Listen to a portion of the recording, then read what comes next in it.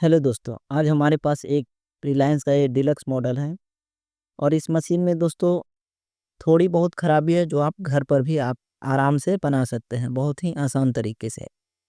तो इस मशीन में अगर जो भी फॉल्ट आते हैं वो हम आपको आज इस वीडियो में बताएंगे। तो इस मशीन में देखिए दोस्तों, इसका जो प्रेशर फुट है, ये प्रेशर फुट मिडिल रड से टकरा रहा है जब सुई नीचे जाती है। तो इस तरह से होने से मशीन में आवाज़ आती है। तो इसे हम खोलकर आपको पहले हम दिखा देते हैं कि और क्या-क्या समस्या है। देखिए दोस्तों, इसका ये जो नीडल है, ये नीडल प्लेट के बिल्कुल सट कर जा रहा है। इससे ये समस्या होती है दोस्तों कि आपका सुई ज़्यादा टूटने का संभावना है। और ये भी आप एक फ़ॉल्ट देख लीजिए कि इसका जो पॉइंट होता है नीडल का, ये जो देख रहे हैं आप, वो थोड़ा-सा और नीचे होना चाहिए था सुई का लंबाई, जो कि इस मशीन में नहीं है। ये सब समस्या आपको लगभग घरेलू हर मशीन में आपको देखने के मिल जाता।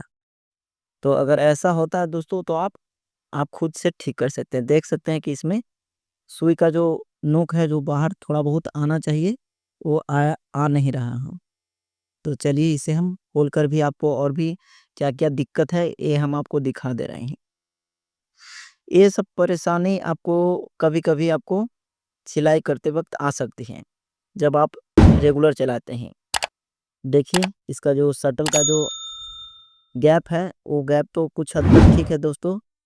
सुई और शटल का जो पोजीशन होना चाहिए, कितना सट के जाना चाहिए, वो तो ठीक है इसमें दोस्तों। लेकिन इसका जो टाइमिंग है शटल और नीडल का, वो गलत है। दोस्तों, ये जो हुक का टाइमिंग जो होता है, वो आपको, ये जो सुई आप देख रहे हैं, इस सुई के जो होल के ऊपर जो चिकना पोर्शन जो दिया हुआ, उस चिकने पोर्शन से ये शटल का नोक क्रॉस होके जाना चाहिए, क्योंकि इस मशीन में इसका टाइमिंग नहीं है। देख रहे हैं आप, सुई के जो होल है, उसके जस्ट नज़दीक से सुई का शटल का नोक जा रहा है, देखिए। तो इस तरह से कभी भी आपको अपने मशीन में भी इस तरह से फ़ॉल्ट हो, तो आप इस वीडियो को देखकर आप समझकर बना सकते। तो इस मशीन में देखिए, हम आपको सुई भी दिखा दे रहे हैं। इस सुई में ये फ़ॉल्ट है दोस्तों कि ये बिल्कुल ही खराब सुई लगा हुआ है। इस सुई की जो धार होती है वो बिल्कुल ही खराब है और ये अच्छी क्वालिटी का सुई नहीं है। देख सकते हैं इसमें जो धागा घुसाने का भी जो होल हुआ है, वो भी बिल्कुल साफ-साफ नहीं दिख रहा है। एक आपको देखिए, वीडियो में हम आपको दिखा रहे हैं, एक अच्छी क्वालिटी का सुई है और एक डल क्वालिटी का है। तो अगर आपको सुई से भी परेशानी हो सकती है, तो कोशिश करें कि सिलाई करते वक़्त आप अच्छी क्वालिटी का सुई खरीद कर सिलाई करें। इसका शटल हम आपको दिखा दे रहे हैं। ये सर ये शटल इसका अभी ठीक कंडीशन में है दोस्तों, इसलिए इसे हम नहीं बदलेंगे। और इसका ये जो निडल प्लेट है दोस्तों, ये निडल प्लेट सुई टूटने के कारण इसका जो होल है निडल प्लेट का, वो थोड़ा-सा खुरदरा हो गया है और बढ़ गया है, जिसके वजह से इसमें देखिए धागा भी फँस गया है और की वजह से ये प्लेट छिल गया है। देख सकते हैं, इसका जो प्लेट का होल है वो छिल के बाहर आ गया है, जिससे इसमें धार आ गया है। तो इसे कैसे हम ठीक करेंगे, वो भी हम आपको इस वीडियो में बनाकर दिखाएँगे। और इसका जो ये आगे का फेस प्लेट होता है, इसमें भी हम आपको पहले पूरी तरह से दिखा दे रहे हैं। ये मशीन का जो कंडीशन है दोस्तों, कुछ हद तक ठीक है और कुछ खराब है। इसका ये जो पॉइंट है, ये तो सब ठीक-ठाक है दोस्तों। बस इसे हम थोड़ी बहुत साफ कर कर सिलाई मशीन को बनाने का काम चालू हम कर देंगे। तो ये सब अक्सर सिलाई करते-करते मशीन में ये सब समस्या आ जाती है दोस्तों। तो आप बिल्कुल घबराएँ नहीं, आप अपने मशीन को बस थोड़ी बहुत मेंटेनेंस करके आप अच्छा कर सकते हैं। तो इस वीडियो को देखकर आप ज़रूर आप अपने मशीन को बनाकर चलाने लायक बना सकते हैं। इसमें देखिए, हम इसका जो ये फिट डॉग है, जिसको हम दाँत भी कहते हैं, ये हम थोड़ी बहुत अच्छी तरह से साफ़ कर ले रहे हैं। और इसका जो निडल प्लेट में जो ये बिल्कुल रफ़ हो गया है, इसका होल जो है, ये अच्छी तरह से साफ नहीं है, तो इस औजार की मदद से हम पहले इसको होल को फ्रेश कर ले रहे हैं, चिकना कर ले रहे हैं, जिससे इससे जो धागा निकले दोस्तों, वो बहुत ही आराम से निकले और धागा कटने की समस्या नहीं हो।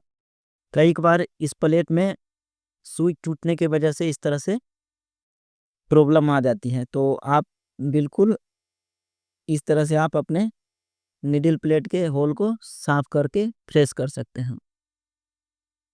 अगर आपके पास इस तरह का औजार नहीं हो तो कुछ पत्थर वगैरह से भी आप इसको फ्रेश करके चिकना कर सकते हैं। ऐसा करने से आपको धागा कटने की समस्या दूर हो जाएगी। और मशीन अगर दोस्तों कई दिनों से अगर जाम रहता है, तो वो थोड़ी बहुत आवाज़ ज़्यादा करती है। तो इस मशीन में इसका जो शटल रेस देख रहे हैं, जिसको नाल भी बोलते हैं, इसमें देखिए कचरा वगैरह फँस गया है। तो इसे कुछ ज़्यादा नहीं करना है, बस इसको आप अच्छी तरह से साफ करके ऑयलिंग कर लीजिए, तेल वगैरह डाल दीजिए। तो घर में अगर ब्रश वगैरह हो, तो आप उसके वो ब्रश या कपड़े की मदद से आप इसको साफ कर सकते हैं।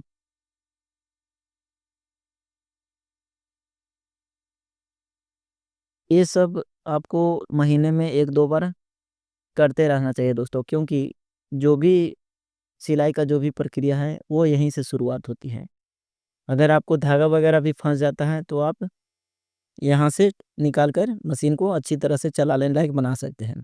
इसमें देखिए इसका जो रिंग होता है दोस्तों, ये इसी डायरेक्शन में लगना चाहिए, क्योंकि अगर ये पलट जाए तो आपको मशीन बिल्कुल जाम चलने लगेगी, टाइट चलने लगेगी। तो कोशिश करें कि जिस तरह से आप खोल रहे हैं उसी तरह से आप लगा लें।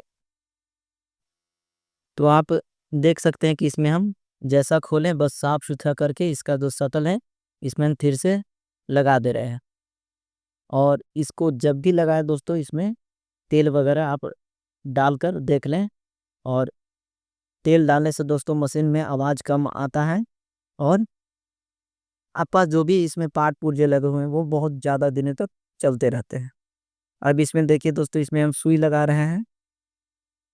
ये पहले का सुई था और ये नया हम सुई लगा रहे हैं, क्योंकि ये सुई बिल्कुल ही पहले वाला बेकार था।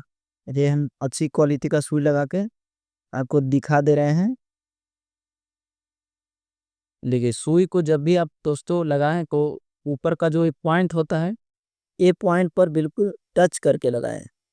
सुई को पूरा ऊपर धकेल कर ऊपर टच करके लगाएँ, जिससे इसका जो सेंटर है, उस सेंटर पर बना रहे। आपको सिलाई करने में कोई दिक्कत नहीं रहते हैं। और इसका जो पहले जो इसका सुई का जो टाइमिंग था और जो तिरछा गिरा था, देख सकते हैं दोस्तों, ये बिल्कुल ही सेंटर पर जा रहा है। ये किनारे सब पर भी उतना ही जा रहा है जो सेंटर पर लगाने के बाद आता है। तो इसका जो भी फॉल्ट था, ये सुई की वजह से ये प्लेट में बिल्कुल टच होके जा रहा था।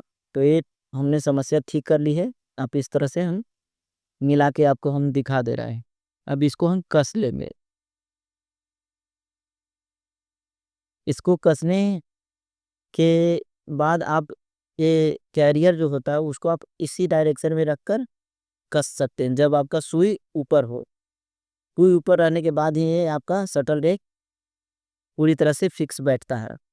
और इसमें जो शटल और ये जो गैप आप देख रहे हैं दोस्तों, ये गैप थोड़ा है ना पे, क्योंकि इसी गैप की वजह से धागा आपका बॉबिन केस का ऊपर जाता है। अब देखिए दोस्तों, इसका जो नीडल का जो पॉइंट है, जो अभी भी बाहर नहीं निकल रहा है, जो कि सुई का जो वो पॉइंट हो थोड़ी बहुत बाहर की तरफ झलकना चाहिए। तो इसे कैसे हम मिलाएँगे वो हम आपको दिखा दे रहे हैं। ये जो लिंक सिस्टम है दोस्तों, इसके पीछे जस्ट एक होल होता है। इसमें हम पेचकस की मदद से उस होल के अंदर जो स्क्रू रहता है, उसे हम पहले लूज़ करेंगे। थोड़ी सी थोड़ा मतलब लूज़ कर लें, और उसके बाद ये रड को आप पकड़कर आप इस नीडल रड को दाएँ-बाएँ करके ऊपर-नीचे करके मिला सकते हैं। तो इसमें हमें ज़्यादा ऊपर-नीचे करना नहीं है, बस आपको दिखाने के लिए हम आपको दिखा रहे हैं कि थोड़ी बहुत आपको दिखना चाहिए कि सुई मेरा नीचे की ओर दिख रहा है। तो अगर ये पॉइंट आप अपने मशीन में कर लेते हैं दोस्तों, तो आपको सिलाई छोड़ने का प्रॉब्लम नहीं आएगा मशीन में। तो देखिए इसमें हम थोड़ी बहुत सुई को बाहर की तरफ निकाल कर हम सेटिंग कर रहे हैं। इस तरह से सेट करने के बाद दोस्तों आपका मशीन में सिलाई छोड़ने का प्रॉब्लम ख़त्म हो जाएगा। जो भी सिलाई होगा बिल्कुल ही दाने-दाने अच्छी तरह से होगा और इसको खोलने के बाद आप पूरी तरह से इसको टाइट करिए। तो देखिए अब मेरा सुई का जो पॉइंट होता है वो बिल्कुल बाहर की ओर दिखाई दे रहा है। तो इसका सेटिंग यही होता है दोस्तों। कभी भी आप के नीडल रड को अगर आप खोलते हैं तो ये पॉइंट आप देखकर फिक्स करना, फिर आपका सिलाई मशीन धागा नहीं छोड़ेगा और नहीं सुई टूटने का समस्या आएगी। इसको हम अब कस दे रहे हैं दोस्तों। इसको अच्छी तरह से फुल टाइट कर लें और इसका जो नीडल प्लेट है देखिए, अब इसका नीडल प्लेट बिल्कुल ही सुई इसके सेंटर में जा रहा है, बिल्कुल होल के सामने में बीच में। तो अब इसको हम फुल टाइट कर लेते हैं प्लेट को। ये सब कॉमन प्रॉब्लम है दोस्तों, आप घर पर भी बना सकते हैं, बस आपके पास कुछ औजार होने चाहिए। इस तरह से आप घर पर बना लेने के बाद आपको टेक्नीशियन या मिस्त्री के पास जाने की कोई परेशानी का सामना नहीं करना पड़ेगा।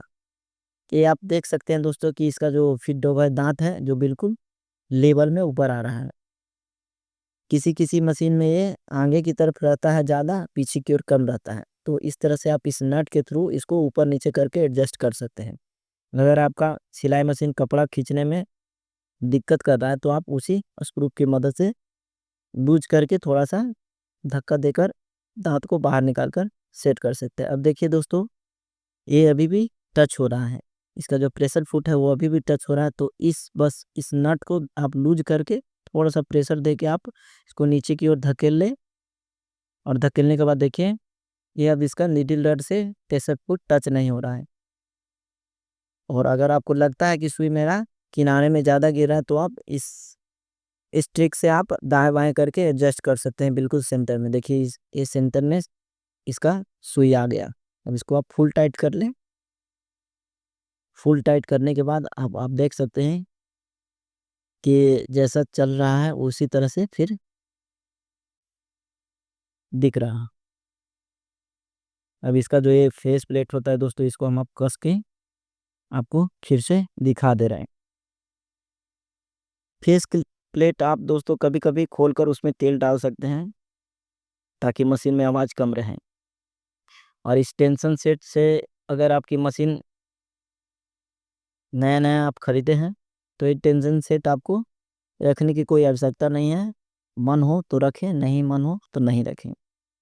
तो इस मशीन में ये टेंशन सेट, इसका जो टेंशन स्प्रिंग था वो बिल्कुल ही मुड़ चुका था, तो उसको हमें निकालना पड़ा। देखिए, ये हम अब निकाल कर इसको बस फुल टाइट कर दिए इसका स्क्रू से। इसका बॉबिन केस है दोस्तों, इस बॉबिन केस में धागा बिल्कुल ज़्यादा टाइट नहीं आना चाहिए, नहीं ज़्यादा लूज़ होना चाहिए। तो ये आप ऊपर के जो ये स्क्रू होता है इससे आप लूज़ टाइट करके मिला सकते हैं। क्योंकि ज़्यादा लूज़ होने की वजह से आपका सिलाई खराब देगा। तो बॉबिन केस आप बिल्कुल ही धागे को पहले चेक कर लें, ना ज़्यादा टाइट होना चाहिए, ना ज़्यादा लूज़ होना चाहिए, बिल्कुल मीडियम होना चाहिए। अब इसका जो स्लाइड प्लेट है दोस्तों, इसको हम लगा दे रहे हैं। अब मशीन में जो भी प्रॉब्लम थोड़ी बहुत लूज़ होने का था, वो हम बिल्कुल ठीक कर लिए हैं। बस इसको हम अब सिलाई चेक करके आपको दिखाएँगे कि ये पहले से बेहतर चल रहा है। तो ये सब परेशानी के लिए आपको ज़्यादा घबराने की ज़रूरत नहीं है दोस्तों।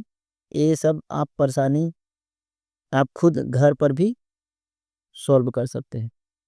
देखिए, अब इसमें जो धागा है ये हम लगा दे रहे हैं और धागा लगाने के बाद इस मशीन का जो भी सिलाई का जो मेथड होता है उस तरीके से हम सिलाई करके आपको दिखाएँगे।